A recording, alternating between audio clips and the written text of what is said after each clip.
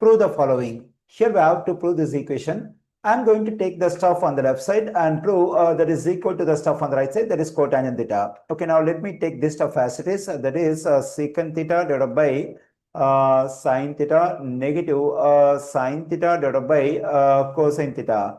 Here two fractions are in subtraction. The denominators are different. Let's do cross multiplication. That is the first numerator has to be multiplied by the second denominator. Then we get secant theta multiplied by cosine theta. We can take this negative sign. Let's multiply the second numerator by the first denominator. That is sin theta times sin theta is sin square theta. Further, we have to multiply the two denominators. Then we get sin theta times cosine theta.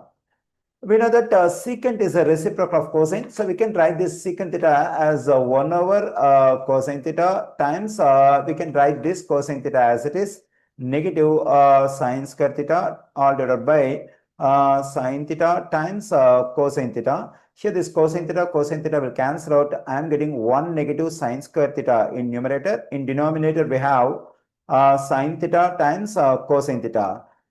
Using Pythagorean identity, we can write this 1 negative sin square theta as cosine square theta divided by sin theta times cosine theta.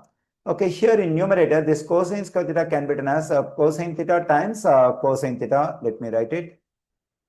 Divided by sin theta multiplied by cosine theta. Here this cosine theta will cancel out. Using the coefficient identity in trigonometry, we can write a cotangent theta for this cosine theta over sin theta. So it is equal to cotangent theta.